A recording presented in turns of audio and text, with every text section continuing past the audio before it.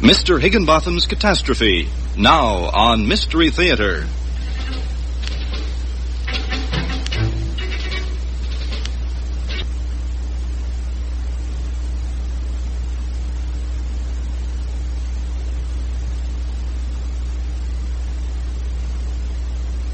Mr. Higginbottom's Catastrophe, now on Mystery Theatre.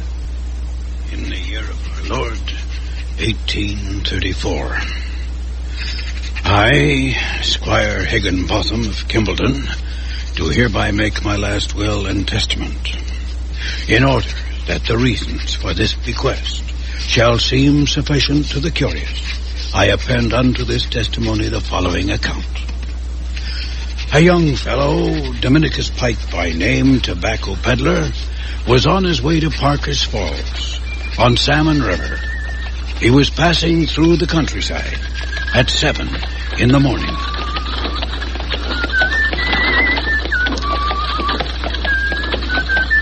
Hello there, sir. A bright and prosperous morning it is, to be sure, sir. Can I offer you a small ride down the road for the sake of the company? Whoa, back there. Whoa. Thank you kindly. I could do with resting my legs a while. Come up and sit a while. I was noticing as you came over the hill just now that there's a hint of a limp in your stride. Aye, but I've got to get on. Throw your stick and bundle in the back. Make yourself at ease. Thanks. Welcome you are, that's for sure. Been walking all night? Maybe. Exhausting work this time of year. Lonely, too. Haven't spoken 2 words myself since sunrise. Except to the bear. God bless her. You don't have the morning paper about you, do you? Sorry. I'm bursting for a breath of news. When a fellow's in my line of business, he's got to keep up with events. That's so? What's your trade? Profession. I consider it a profession. Dominicus Pike, tobacconist, at your service. Fancy a cigar? No, thanks. Well, seems to me it's never too early for a prime Havana. Hey, you don't mind if I do, reckon? No. Yeah, you're a companionable fella. Now, I'll tell you. You never know who'll offer offense to Lady Nicotine. Some will, you know. Take me now. I worship her. See this cart? Shaped like a cigar box, exactly. On one side, there's a cigar, see? On the other, there's the old standby corn cob. A real comfort to a man, that is. On the tailgate now, it don't show from here, there's an Indian chief with a pipe and a gold tobacco stalk in his hand. Work of art. Sell much? Oh, on my soul, yes, sell plenty. Mind you, in these parts, if a man's keen at a bargain, he's nonetheless liked by the Yankees. They'd rather be shaved by a sharp razor than a dull one. You get around some. Yeah, that's right. Keep moving. Keep learning. That's what I always say. Keep your ear open for news. Always useful. Hey, say, you seem to be coming from that direction. What's the latest news from Parker's Falls? I didn't come from Parker's Falls. Hey, well, then, let's have the latest news where you did come from. I ain't particular about Parker's Falls. Any place will do. Come to think of it, I do remember one trifle of news. You do? Aye. What do you think of this? Old Mr. Higginbottom of Kimbleton was murdered in his orchard at 8 o'clock last night by an Irishman and a stable boy. They strung him up to the branch of a St. Michael's pear tree where nobody would find him till the morning. What? Hey, don't rush off like that. Where you going? Goodbye. Hey, wait. Now, look here.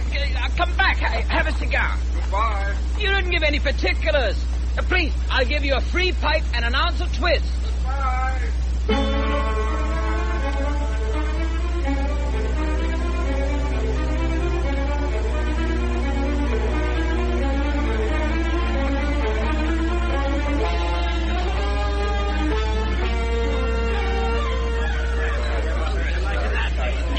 Drug him up to the branch of a St. Michael's pear tree at 8 o'clock, says he. This stable boy and an Irishman. No, I don't. Oh, Higginbottom. Why, only last week he gave me an order for 5 bunches of long nines, half a pound of pigtails, some ladies' twist, and a quantity of fig tobacco. I ain't sorry the old buzzard's dead. Felt like cutting his throat myself many a time. Why, he's been a good customer of mine, I'll say that for him. Close as a vice. Mean old devil, I always found him. Worked for him for years. He weren't never better than a crusty old cuss. So, you're giving us to understand, are you, Pike, that old Squire Higginbotham is no more? That's right. And his niece will get all his cash. You just hold your tongue, Frank Jones. Hold your tongue. We don't want none of your sour grapes. I have a question or two to put to Pike there, if I may. Now, see here. Now, there's no need to get testy, is there, Luke? There's no need to speak ill of the dead either, is there, you clerk? What I said was true. Higginbotham was so mean, so crusty, and so untrusting that he used to clear out all the accounts himself of an evening and take all the money and valuable papers up to the house from the store.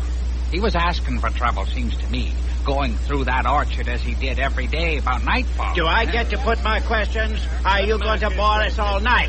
Put your questions, Farmer Luke. Here, clerk, have a cheroot. Give one to Luke, for love of merciful heaven. That stable mixture he's smoking is like to give him heartburn. Oh, that's enough out of you now. That's enough out of you. Mr. Pike, you say you were between Morristown and Parker's at 7 in the morning? Right. Kimbleton, then, must have been upwards 60 miles away. Oh, yes, but that easy. I would say so. Now, if Higginbotham was murdered at 8 the night before, and if his corpse could not be found by his family till the morning after, it's like enough that you knew of his death before they did. Am I right? Well, I suppose so. And you 60 miles from the scene of the murder as the crow flies? Look here, what are you harping at? Well, now look at it this way. First, you didn't kill Higginbotham. Of course not. Would I be blabbing about it if I had? That rules you out, then. And this fellow you told about in the yarn, did he kill Higginbotham? He might have. What? And then walk over 60 miles through the night in 11 hours to spill the beans to you? Somebody must have told him then. Maybe. But the corpse would not be found until this morning. Well, what of it? What of it? Well, to put it gently, none of it seemed too feasible to me.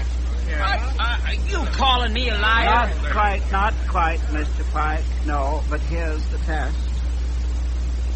Will you make an affidavit that Squire Higginbotham of Kimbleton was murdered in his orchard last night at 8 and found hanging on his great pear tree this morning? Look, I tell the story as I heard it, mister. I don't say that I saw the thing done, so I can't take my oath that he was murdered exactly in that way. But I can take mine that if Squire Higginbotham was murdered last night, I drank a glass of bitters with his ghost this morning. Now, you are on oath now. Yes, sir.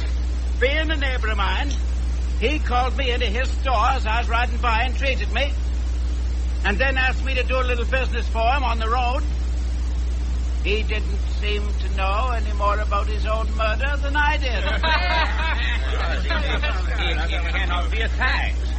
I guess he'd have mentioned if it was. This Pike is getting a long day. You better get yourself to bed.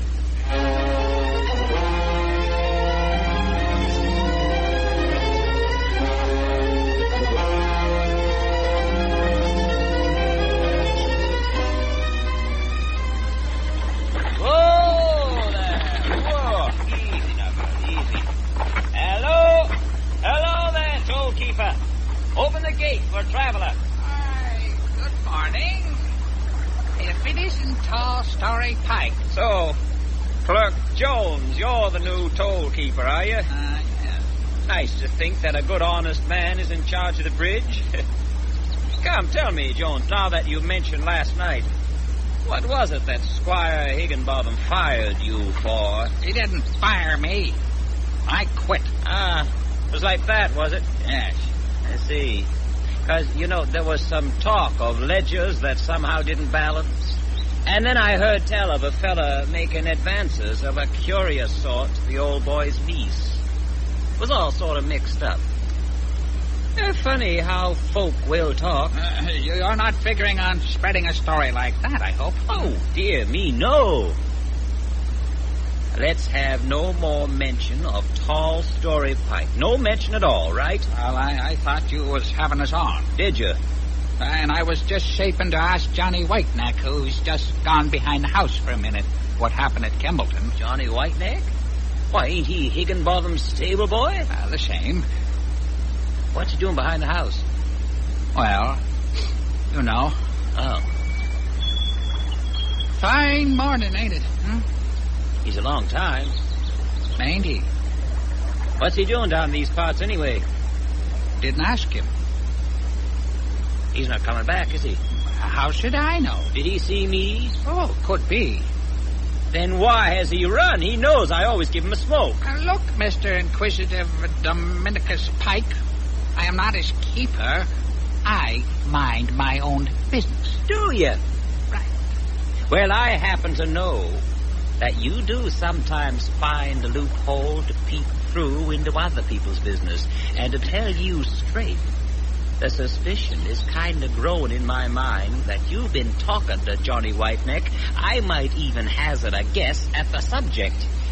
Pike, I learned a lesson from you last night, and I'm aiming to keep my mouth shut. Well, now, that is a shame, Mr. Jones. A great shame that you should have resolved that. What do you mean? Well, you see, it had crossed my mind to offer you a bunch of Spanish whiffs. Oh. They really are very good. Smell good, don't they? Now, come on, Dominicus. That ain't fair. What ain't? You know what ain't. Don't seem fair to me to be discussing what concerns a man's reputation. You have been checking out my story about Higginbotham, haven't you?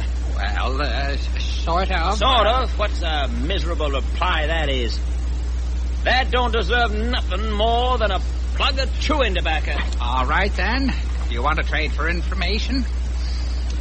I'll tell you something interesting for 10 whiffs. I ain't interested. Here's 2 cents for the toll. Get up there! Now, wait a minute. Aren't you interested in Johnny Whiteneck's story? It don't signify. I'll get to it by and by. 5 whiffs, then. I'll give you 2. Done. Oh, my God. So, what did you say? Well, now, you just give me the... No. I get the story, you get the whiffs. In that order. Well, it went like this. Good morning, Mr. Whiteneck, I said to him. If you come from Kimbleton, maybe you can tell me the real fact about this affair of old Mr. Higginbotham. Was the old fellow actually murdered 2 nights ago by an Irishman and a stable boy? Well, now, I'm telling you, as soon as I said that, old Johnny damn near turned yeller. He was shaking and stammering and said, no, there was no stable boy. It was an Irishman that hanged him last night at 8 o'clock. I came away at 7, he said, and his folks can't have looked for him in the orchard yet. What do you make of that? 2 whiffs, I make it. Here, take a handful. Oh, there's something queer here. Now, look, today is Wednesday. Johnny Whiteneck says an Irishman hanged Higginbotham last night at 8 o'clock. That's right. What was then the prophet who foretold the murder to me on Tuesday morning? Hey, that's quite a poser. Wait, there's this to answer.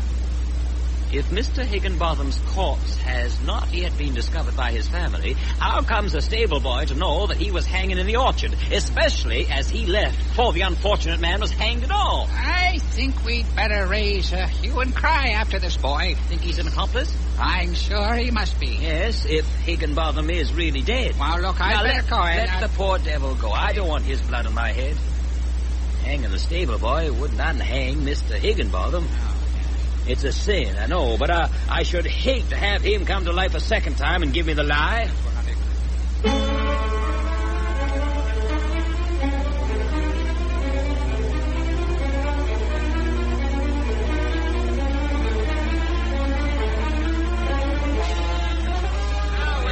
Quiet, or am I going to read this thing or not? Now, quiet down. Quiet down. Quiet now, all of you. Quiet. All right. The Parker's Falls Gazette, Thursday, 10th of May, 1834, stop press. The people of this township will no doubt feel that their prosperity is vitally affected by the news that has recently been brought to the attention of the editor of this journal. We refer, of course, to the demise of Squire Higginbottom, a well-known figure at Parker's Falls, being part owner of the knitting mill and a considerable stockholder in the cotton factories. The news concerning the horrid murder of Mr. Higginbottom was brought into town, so far as we can tell, by the report of one Dominicus Pike. Ah, that's me, folks. That's my name you just heard in the paper. Well, you hold your tongue. Mr. Pike's story, however, does not make it clear as to the precise date of this dire deed, nor, moreover, whether it were perpetrated by a stable... That means God. By a stable boy and an Irishman, or by a son of Aaron O'Loughlin. It's a fishy business. Aaron ain't a fish, you fool. It refers to Ireland. Yes, a fella can see you ain't read much literature. Will you be quiet? Damn it, now I've lost the place. Ireland. All right. Notwithstanding this slight confusion as to the actual facts, Mr. Pike was able to tell our reporter that Mr. Higginbottom was discovered with a very livid aspect, that the victim was chafed about the neck by the cord suspending him, and that the hapless squire had been relieved of nearly £5,000. 4,870 to be precise. That's quite a bust of stogies. There's more here. There was a further narrative from Pike as to the pathetic affliction of the squire's niece, who, he said, went from one fainting fit to another on seeing her uncle hanging from the St. Michael's pear tree with his pockets inside out. As an expression of his personal grief at the incident, Mr. Pike has composed a ballad in 17 stanzas about the unhappy affair. These are available free of charge at his tobacco cart in the marketplace. Well, now, I consider that a magnificent gesture and a very liberal and American tribute to a fine man. Well, you listen to the rest of it now. Come on. The selectmen having held a meeting, and in consideration of Mr. Higginbottom's great claims upon the town, have determined to issue handbills offering a reward of $500 for the apprehension of his murderers and the recovery of the stolen property. How's that right? Yeah, there's somebody there. Yeah. Where the hell is the great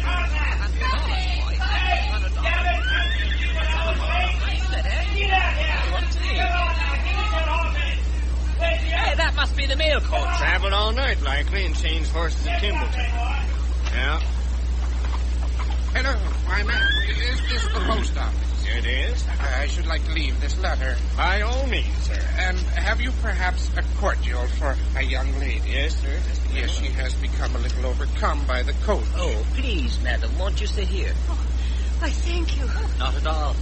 You have come through Kimbleton, no doubt. We have come from Kimbleton, sir. What of that? It's all this stir about Mr. Higginbottom. Well, tell us the particulars about old Higginbottom, eh? Tell us all about it. Hey, what's the coroner's verdict? Yes. Are the murderers apprehended, Yes, the niece come out of her fainting fit. Yeah. Was his neck broken? Did he strangle? Was there I can assure you that some unaccountable mistake, or more probably a willful falsehood, maliciously contrived to injure Mr. Higginbottom's credit, has excited this singular hubbub. We passed through Kimbleton at 3 o'clock this morning, and should most certainly have been informed of the murder had any been perpetrated. But, gentlemen, I am a lawyer, and I have proof nearly as strong as Mr. Higginbottom's oral testimony in the negative. Here is a note of his relating to a suit in the Connecticut courts, which was delivered to me from that gentleman himself. I find it dated 10 o'clock last evening. Here it is. There's some dirty work here. Good people, this is Mr. Higginbottom. Higginbottom's niece. She's very charming, too. Lying at death's door in a fainting fit, is she? She doesn't seem distraught at the news of her uncle's death to me. No, who would be? He's rich, ain't he? A dried up old stick. Didn't believe it anyway. Here's your drink, Miss Higginbottom. Thank you. Are you comfortable, miss? Oh, yes, thank you. You see that this strange story is quite unfounded with regard to myself. And indeed, I think I may affirm that it be so with regard to dear old Uncle Higginbotham. Oh. I was... He has the kindness to give me a home in his house, though I contribute to my own support by teaching a school. Very noble. I left Kimbleton this morning to spend the commencement of my vacation week with a friend about 5 miles from here. Oh, thank you. My generous uncle, when he heard me on the stairs, called me into his room, and there at the bedside gave me $2.50 to pay my stage fare and an extra $1 for extra expenses. Very kind. He then laid his pocketbook under his pillow, shook hands with me, and advised me to take some biscuit in my bag instead of breakfasting on the road. I feel confident then that I left my dear relative quite himself, and I trust I shall find him so on my return. Then Higginbotham is not dead. He is very much alive. A liar. Now, just a minute. I said what I heard. In a ballad of 17 stanzas. Obviously a rogue, circulated unfounded. Rush it, Rush it, disturbing the peace of the government. Tear him with my knife. Today, Mr. Higginbotham.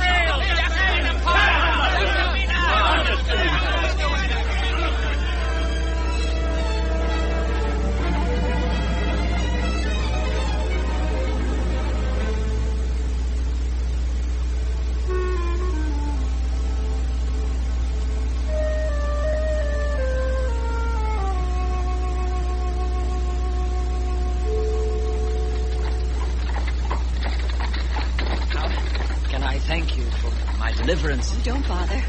I wish I'd been there to listen to your speech. You would have been tarred and feathered if you'd stayed. I suppose so. Tell me, what did you say? Very little, really. I asked him if it would do my uncle any good to tar and feather you, or to ride you on a rail. They looked rather sheepish when I told them I knew they didn't like Uncle anyway. He is rather crusty, isn't he? How odd this is. Why do you smile? I was thinking how strange it was to be discussing the character of my uncle with the man who supposedly spread false report about him. You don't think that, do you? Would I be sitting here if I did?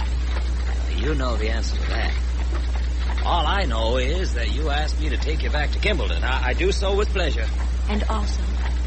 And also because I was going back that way anyway. Oh. Oh, dear, what have I said now? I'm sorry, I didn't mean to be... Never mind. No, really. I mean, I wouldn't take just anybody back. I really wouldn't, even if they asked me. You wouldn't? Well, maybe some. I see. If they're pretty. Yes. Young. Mm-hmm. And teach school. Oh. And need rescuing. Really? From plotting lawyers. How did you know? Oh, just one of the tricks of the trade. You can tell by the look of their eyes whether a woman's going to buy. Oh, yes? Certainly.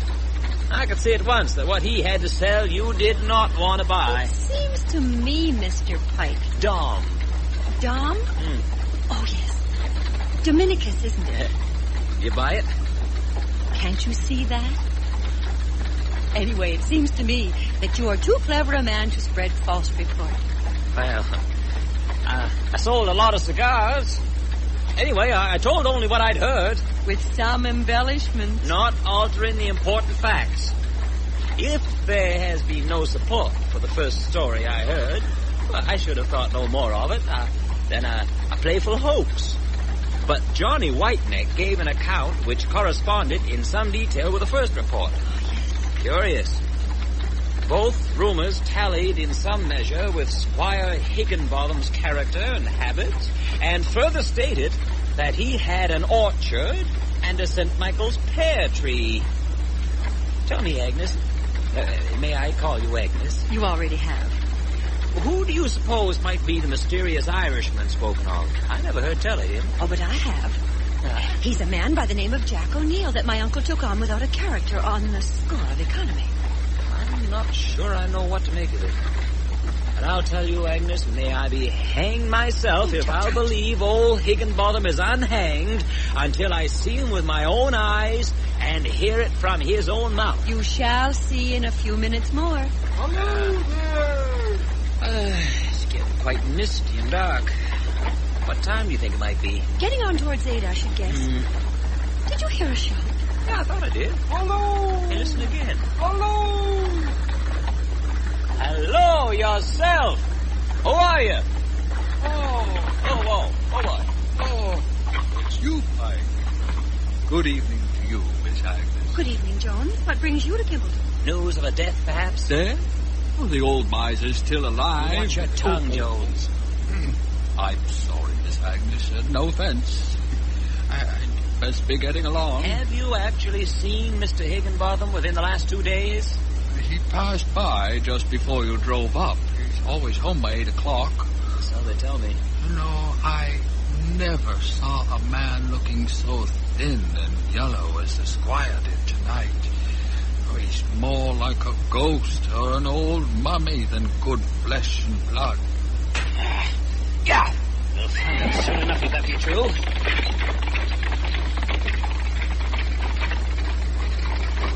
That's the gate to the orchard. Only a small part of it opens. The rest is locked. We've got to get through. I shall never be my own man again unless I see this business through. 8. No time to waste. I'll foot it from here. Oh. Dominicus, wait.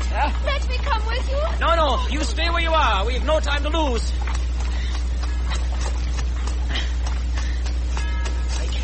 Make haste. Make haste. Devil may be before you. Now then. Pear tree. No, St. Michael's pear tree. Much larger. Gloomy in here. Oh, this must be the path. I see the head. Large overhanging branch. Good God. Someone under it. Who the devil are you, sir? What are you doing here? Get away from me. Don't you come any closer, or by heaven, I'll... Stand aside, I say. Stand aside. All right. You devil or mortal, here's for you.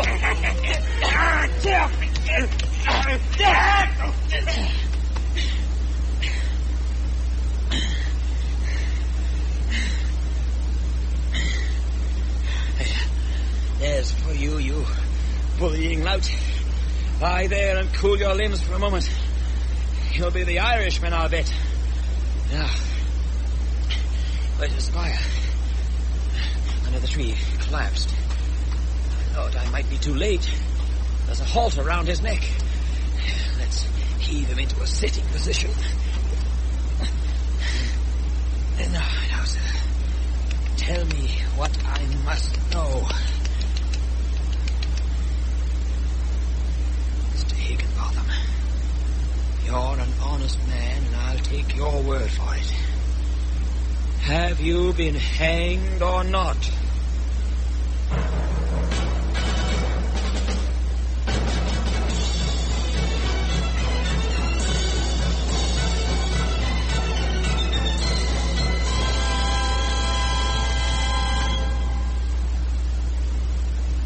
Mr. Higginbotham's Catastrophe, one of Nathaniel Hawthorne's twice-told tales, was heard tonight on Mystery Theatre in radio version by Roger Crowther.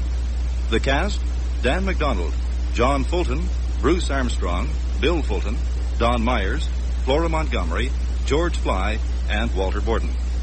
Sound, Harold Porter and Lee Bailey. Audio, Bud Tabor.